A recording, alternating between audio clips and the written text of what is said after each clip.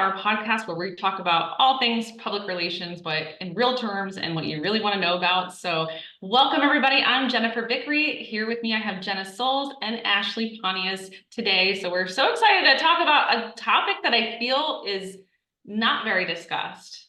So we are talking about B-roll.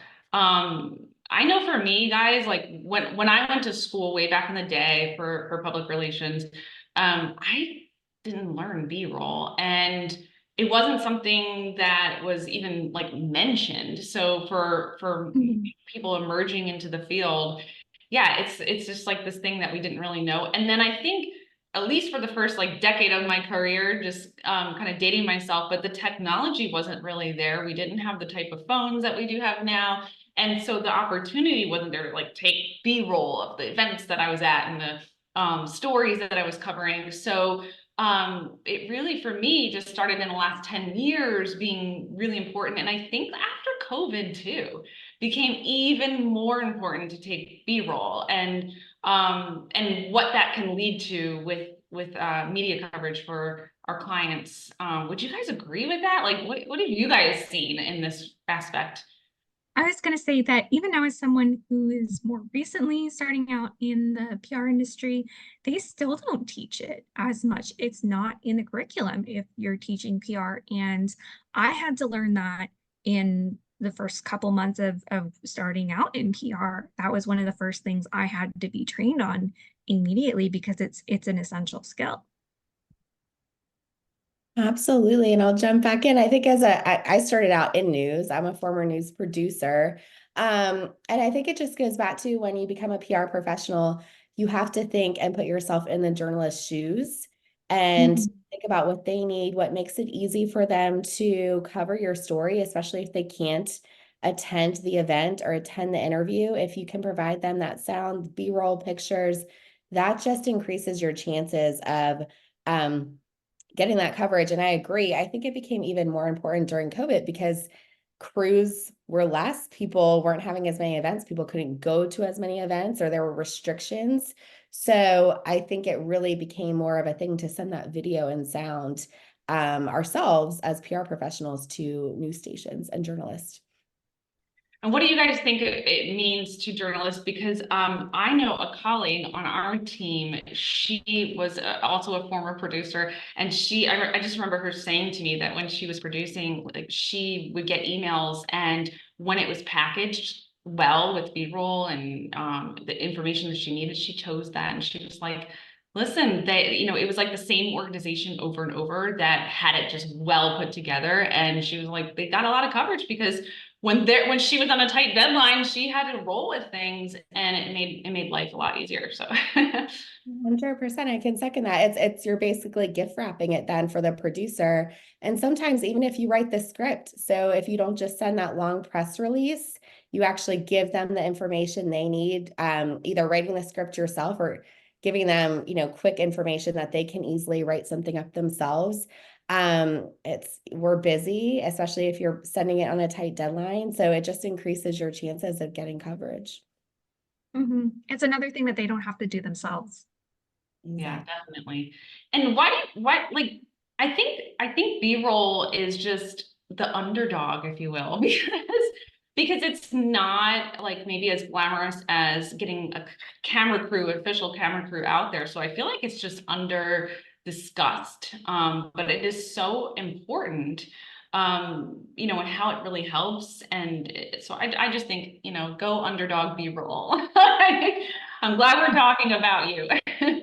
Well, and I think too, Mhm. it's your own content, and I'm sure Jenna can talk about this a little more too. You're also getting content that you can use on your social media, on your TikTok, on your own Instagram account. So Yeah. you're really getting video and sound. If you have a news crew come out, it's great that you're getting that coverage and that story, but you only get maybe, a minute total, possibly, of that video and sound and whatever soundbite they decide to use from your organization. Whereas if you take all of that content yourself, you can reuse that across a lot of channels and for a lot of different purposes. Yeah. Yeah, absolutely. And I think it's really important to learn how to take B-roll because what might be used for social media is not necessarily what producers are looking for. So we will get into that. Yeah, definitely. I think that's a really good point and a good segue into like so how do you take this B-roll? And I know from our experience, when we talk with our clients, like sometimes they'll be like, I'll go to the event and I'll take the B-roll for you. And we're like, Mhm. oh, so that's why I'm glad we're talking about this, because maybe they can even watch it, because we need it taken in a certain way, and then we need it delivered in a certain way for it to be like really impactful. So like, what do we need? So we need your smartphone, and we need you to hold it horizontally. So that's like, Horizontally. yes. Yes. So I think it's just easier to hold vertically, like in your hand. And so, sometimes we get that coverage from our clients of them like holding it horizontally, but then you get those like black bars on the screen if we did try to send it to the Mhm. news. So don't do it. Yeah, and I think a lot of people tend to take the vertical footage because they're thinking of Reels or TikToks on their phone that they see, and when they see it in that vertical um, setting. And it's very frustrating because once we get that, we're like, oh, this is social media content. This is not what we give to news producers. It's not the same thing. But a lot of people who are volunteering to go out and take the pictures at those events, they're also taking pictures and video for social media content, which is great, but there is a little bit of a difference. Definitely. So, okay, so we got our smartphone. I want to talk about like what we do as like the insider scoop of like, what do we do when we go out to an event or some story happening for our client? And I want to say like the first thing is to have a strategy. Like it's telling a story. It really is telling a story with the visuals of the beginning, middle, end of a story. So kind of beforehand, I'm always thinking about like, well, what do I want to gather? Where do I want to be able to tell that story? Do I want to be at the front of a race that's kicking off, or do I want to be somewhere else like in the back and then miss that beginning part of the story? So I like to have that mapped out before I even like go to an event or go to a story of how I'm going to capture that. People walking in the door, their feet, things like that really show like the beginning part of the story. And then of course, middle is the action, and then end could be just like some emotional. For me, I always think about like the emotional aspect, like of people hugging or something that signifies it's wrapping up. But one thing is, do not take canned photos or like posed photos. Like, Yeah. yeah. Let's talk about That's that for a really second. important. Like, what That's do we something not want to? that we get sent a lot of posed photos, and those are beautiful for social media, but the news wants candid. People posing, anything that just, it doesn't resonate as well. It doesn't feel like you're inside the story. One thing we really recommend is just like don't post for those photos, right? Like, Mhm. what are some things that you guys see from our clients or people out there, other PR professionals, that is kind of like the no, don't do it. Yeah, I would say our pet peeve, especially at NSPR, is the pan around. Yes. Anytime if you're moving your arms while you're doing your filming, please don't do that. Yeah, Please don't yeah. move the camera. If you move it all, move your feet. But really, what we want to do is keep our arms tucked in, elbows tight, so that we have that stability and we do not move the camera. People are supposed to be moving around the camera. There's supposed to be motion in the shot, but not with the shot. So we don't want to move the camera at all. Yeah, you Yeah. really want to think about it as you're the tripod. If, Mhm. a news photographer comes out, they have that nice handy dandy tripod they bring with them. We don't have Yeah, that, so we kind of have to be the stability, and but we if don't you want have it, all the to better. video. Exactly. So just standing still and keeping the phone or your phone steady to get those nice Mhm. clear videos and photos. And for Yeah. tech geeks like myself, I mean, there are stabilizers that you can buy, that some are pretty inexpensive, but really just who needs that? You don't really like need that. So Mhm. just kind of keeping your arms close to your body, using both hands on your phone is going to be the thing. So we talked a little bit about, don't pose for your pictures, don't get pictures that are posed, and no shaky pictures. That's gonna really not make it very, very good at all. Mhm. um what about let's talk a little bit about like our rule that we have, which is a 10-10-10. So what we recommend is 10 photos, 10 videos of 10 seconds long. So, the reason is there's all sorts of like studies and statistics on this, but the latest one that I saw was the attention span for video is about 8 seconds. So you Mhm. don't want to have your B-roll be 40 minutes of a graduation ceremony, for example. You want it to be like 10 seconds. Um, and 5 to 10 seconds is perfect. Somewhere in that sweet spot is really what you're looking at. And so going back to the 10-10-10, 10 still shots and then 10 videos of somewhere between those 5 to 10 seconds is really really essential to getting that B-roll. So planning ahead, thinking, okay, if I'm going to be taking 10 of these things, what do I need to get? Mhm. And Ashley, can you talk a little bit about, when you're behind the scenes, when you're in that producer seat, like what is that like when you get B-roll? Like, why is that so good to get 10 seconds? Yeah, just standard a VO or a voiceover, which is generally what these when you send B-roll to a station, that's generally what they're going to turn it into. It's 40 seconds long. It's 40 seconds of video and then about a 15-second to 25-second sound bite, maybe 2 sound bites from maybe your organization and maybe a participant, a community member who was at your event. And then followed by a little bit, like 15 seconds of trailing B-roll. So you think when you watch Mhm. the news, you're watching a segment, like Jennifer was saying, you're not just seeing one long 40-second video of like a graduation ceremony, you're seeing 40 seconds of different shots. So if you think about that, you send 10 seconds, 10 videos to that producer, that's going to be easy peasy for them or their editor to clip together into a 40-second VO.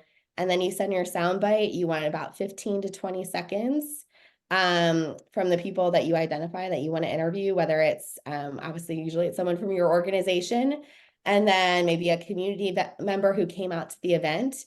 You don't want those to be long sound bites because then they're not going to get used. If you get into 40 seconds, a minute, they're not going to use it because they're going to have to clip it down. They're going to have to figure out what to use. So that just decreases your chances. So 20 seconds Mhm. for a sound bite. And like Jennifer was saying, that 10-10-10 rule for the video. Yeah, it's helpful. It helps when I'm planning out, like, what am I going to do here? Okay, I got this 10-10-10 goal to accomplish. And what's really cool is, that philosophy of the 10-10-10 plus like planning out what I want to get. I've seen stories happen that were more impactful than, like my initial pitch or even what I thought could happen because I was able to like sit down with somebody and of course ask them permission, but able to sit down with somebody and say, can we talk about this? Would you mind if I capture this on, if I record it? And then like getting like really raw emotion that I didn't expect, getting when they're saying something that you could not have scripted, you could not have paid Mhm. someone to, come up with it. It's just like that's how important it is. Like capturing those moments will then make it into the news story. So I've had just such heartwarming experiences with those Mhm. raw moments. Yeah, and that's like what reporters and producers are looking for is that very candid footage. And you kind of want to capture that essence like in the photos and in any other shots that you take, even if it's not specifically like the soundbite or interview, it really helps to have that feeling of like capturing this special moment. Mhm.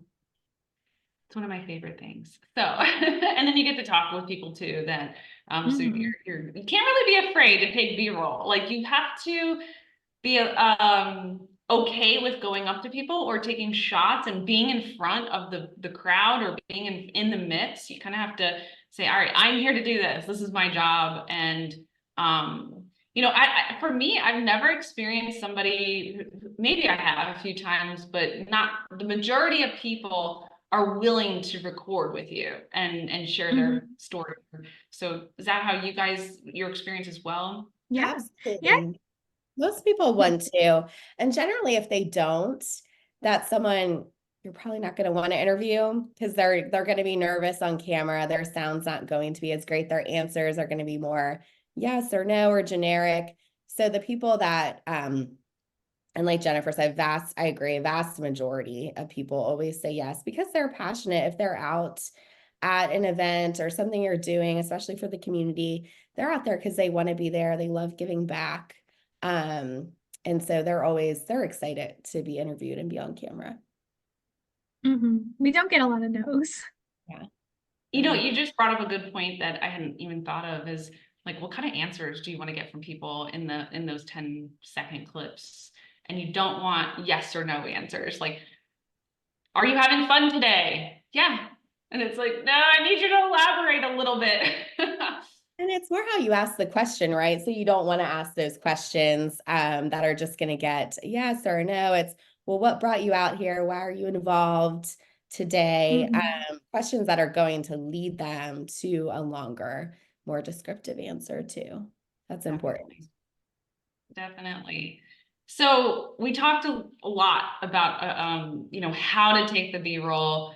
What happens though when when you get them? Like for us, for our agency, it's super important that when we get the B-roll, timing is like of essence. So we often figure out how to get the B-roll to news stations while we're still there, where we don't even leave. And then if we left, we're getting it definitely same day. And so it's really important. Timing is key. You don't want to take B-roll of an event and then like 2 days later get the footage to the news and expect a news story. I think that's what really sets people apart from this. You know, I got the footage, you got to get it into a file sharing service, label it, you know, so people know what they're looking at and get it out. Yeah. So what's your experience with that too? I think it always has to be same day. I can't think of many circumstances where you would hold on to something unless it was maybe, you know, you're having an event and there's some sort of like anniversary later on or something like that. But very few and far between. It's always going to be same day. So if you have an afternoon event, it's like we've been talking about putting yourself in the shoes of that assignment desk or that producer. If you have an afternoon event, that's going to be in their 5 p.m., their 6 p.m. newscast. So they're going to want that video by 3, 4 o'clock at the latest. If you have an evening event, same thing. They're going to have that in 10 o'clock, 11 o'clock newscast. So that would be where you're kind of sitting at that event at 8 o'clock and sending that sound and video while you're still there. Because it's old news by the morning and by the next day. So they're going to want it as soon as you can get it over to them. And you need to get comfortable using file sharing services. Like I think we use WeTransfer, and because these large files for especially the videos, they're not going to send over email. And you might have it. Airdropping might not always be an option if you're like an Android or an Apple user. It really just depends because you're going to need to send it as soon as possible, make it as accessible as possible for those reporters. And an email is not necessarily going to work. Definitely. I remember when I first started out, the first time I took B-roll and then I realized, oh my gosh, these files are huge. Now what do I do? And I was like scrambling to figure it out. And I just remember that was more stress than I needed. But it was finding, you know, exactly how to do it. WeTransfer, as Jenna mentioned, or Dropbox or something like that. And then being able to connect that directly to your phone as soon as possible. What I also like to do is when I'm creating the folders, I'll label them like race is starting, emotional story or the finish of the race, just using those as an example. Yeah, I think that's really important. And I know we're going to touch on this too, but even labeling the sound bites with the name and title of the person, that helps them out. Because otherwise, if they don't have that, they're like, well, I don't know how to credit this person. And again, if a producer, reporter, whomever is up on a tight deadline, that really could be the difference between you getting in this story or getting in the newscast or not. Because if they don't have that and they don't have time to reach back out to you and get an answer, then they're probably just going to skip it. Mhm. That's That's really such a good point. I'm learning new stuff here. I hadn't thought of that before of labeling it with the name of the person you interviewed. I love that. absolutely. And should we be having them say and spell their name on video? Should that be part of? Yeah, you can. But in case that you don't, or you're just clipping it, maybe you're clipping it really closely for the producer and really sending Mhm. them that soundbite packaged, then definitely label it or include it somewhere in your Mhm. email, the name of that interviewee. Yeah, But again, you got to send it as soon as possible. Yep. that's right. Sending it as soon as possible. Don't wait. Yep. A question that I was asked earlier is, should you ever send generic B-roll, like going in and getting, you know, the clip Yeah. of people walking or kids on a playground or whatever that is? I would love to get your feedback on that. Everybody's like kind of viewpoint on that. Mhm. I've always I've wondered about this because from like PR, not necessarily a news producer standpoint, I think it would be great to have for like any organization to have generic B-roll that they could send out that has like maybe it has some things from their brand in it or the name of their building or things like that, where it's very recognizable, but it's could be used for any number of things. Would that be a good idea? Like I'm asking specifically Ashley from a producer viewpoint. Yeah, I definitely think so. Beauty shots of your building or logo, things like that. I know we were talking earlier as we were kind of riffing around ideas. If you are holding an event and you hold it every single year, so let's say you hold a marathon every spring, Mhm. and you have video on that on hand from the previous year, I would definitely keep that so you can, when you're pitching it to the media, say, hey, here's what it looked like last year. Here's some video in case you want to preview the event, things like that.